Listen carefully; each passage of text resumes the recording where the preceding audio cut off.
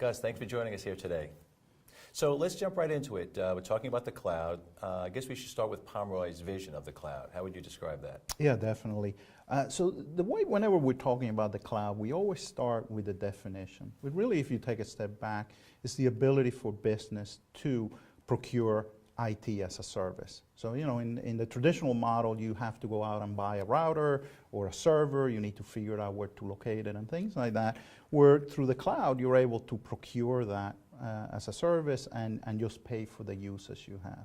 And the interesting thing that's over time, it has expanded where you can do the same thing for software and all the way to getting a full-blown solution, whether it's security service, whether it's monitoring services, which is something that we do at Pomeroy. Okay, so you think about it, 10 years ago, most of us didn't even know what the cloud was, right? It was this obscure term.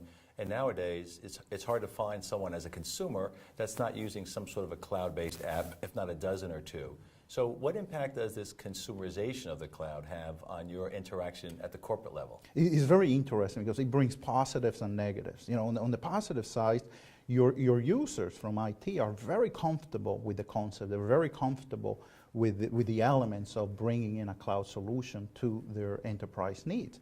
On the other side, it puts pressure on IT in terms of the same kind of level of service that users are getting comfortable with in terms of agility, in terms of time to deployment and those kind of things. Mm-hmm. So a little bit more pressure on the absolutely. So let's talk about some other trends. What else do you see? What else do you like out there as far as what's happening with regard to the cloud? So there's a lot of activities on the cloud, and certainly the first phase, what we have seen is very geared not only from the consumer, like we just talked, but also from large enterprise. What we're seeing is some of those and the adoptions and the options really more geared towards really the entire full-blown IT services industry. So for example, there's emerging solutions from providers like VMware in terms of burstable cloud and hybrid cloud options. You got solutions from providers like VCE, which enable you to have a converged cloud within your on-prem. So again, a lot of options in the marketplace. And how about mid-market?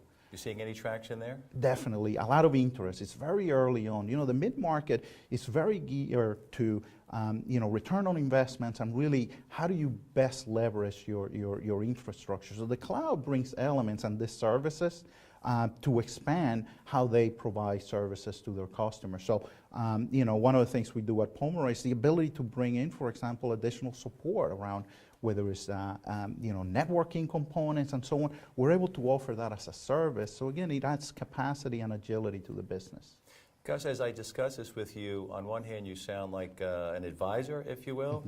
I could possibly think that you're a provider, and on the other hand maybe a service integrator or aggregator. So which hat are you typically wearing with the customer? We definitely see ourselves, Frank, as an aggregator type, in that we're able to bring in, the OEM relationships and some of that advanced technology that I mentioned. We're able to bring in the providers, and we're able to bring in the services to really complement it and give that seamless solution. Great. Gus, thank you for taking the time. Thank you, Frank.